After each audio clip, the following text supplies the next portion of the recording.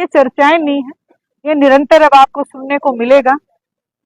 जिस पार्टी का कोई अभी आधार नहीं है, मैं यही कहूंगी कि आप उससे उस पूछने के बजाय मुझसे इंडियन नेशनल लोकदल के कार्यों के बारे में पूछें, चर्चा करें, आगामी हम क्या करने वाले हैं इस बारे में चर्चा करें। देखिए, वो इसलिए हो रहा है क्योंकि एक जनमत जो होता है, जनता जो अपना मत, उसको मैं कहती हूँ एक विश्वास, जो एक अपने एमएलए को या एमपी को वो दे के भेजते हैं, वो उनकी कसौटी पे खरा ना उतरे, अगर उनसे झूठ बोल के वोट बटोरे और फिर खुद एक कुर्सी के लालच में इधर से उधर पार्टियां बदले या पार्टियां बनाए।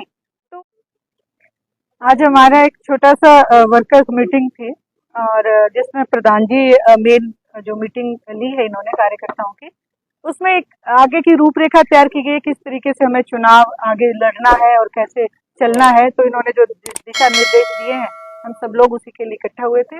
आदरणीय चौधरी ओम प्रकाश जी चौटाला ने जो आदेश दिए, हम उसकी पालना करें। जैसा कि आपने अपने संबोधन में कहा था कि आपको प्रत्याशी बनाया गया, क्या किसी प्रकार से आधिकारिक घोषणा की हुई?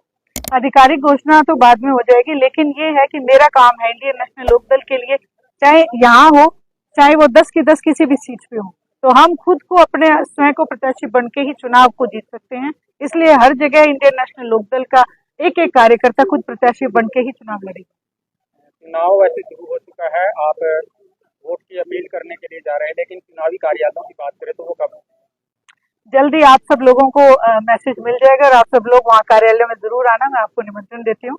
जल्दी ये सारी कार्रवाई पूरी की जाएगी। तो चुनाव प्रचार की अगर हम बात करें तो आज अपने पैतृक गांव पहुंचे, किस प्रकार से रिस्पॉन्स मिल रहा है? पूरे गांव ने एक ही बात, एक ही सुर में कही, न केवल पूरे गांव ने बल्कि पूरे लोकसभा हिसार ने यही बात कही है कि अगर हमारी बेटी यहाँ से प्रत्याशी है तो हम कहीं पे भी बाहर वोट नहीं देंगे, और अपनी आवाज को बुलंद करने के लिए हम अपनी बेटी को ही लोग देश की सबसे बड़ी पंचायत में भेजने का काम करेंगे। आचार संहिता की बात करें तो उसको देखते हुए किस प्रकार की सावधानी बरतें? बिल्कुल कानून के दायरे में रह के, हमारे इंडियन नेशनल लोकदल में एक बहुत बड़ा ये चलन है कि हम जो भी काम करते हैं कानूनी दायरे में रह के करते हैं, कानूनी दायरे में रह के दबंगता से इस इलेक्शन को आगे बढ़ाएंगे। जेजेपी के प्रदेश अध्यक्ष की चर्चाएं है कि वो अपना इस्तीफा दे रहे हैं, आपका कहना? ये चर्चाएं नहीं है, ये निरंतर अब आपको सुनने को मिलेगा। जिस पार्टी का कोई अभी आधार नहीं है, मैं यही कहूंगी कि आप उससे उस पूछने के बजाय मुझसे इंडियन नेशनल लोकदल के कार्यों के बारे में पूछें, चर्चा करें, आगामी हम क्या करने वाले हैं इस बारे में चर्चा करें। कई बार देखा जाता है कि प्रत्याशियों का विरोध जो है वो हो रहा है बड़े लेवल पर। देखिए, वो इसलिए हो रहा है क्योंकि एक जनमत जो होता है, जनता जो अपना मत, उसको मैं कहती हूँ एक विश्वास, जो एक अपने एमएलए को या एमपी को वो दे के भेजते हैं, वो उनकी कसौटी पे खरा ना उतरे, अगर उनसे झूठ बोल के वोट बटोरे और फिर खुद एक कुर्सी के लालच में इधर से उधर पार्टियां बदले या पार्टियां बनाए।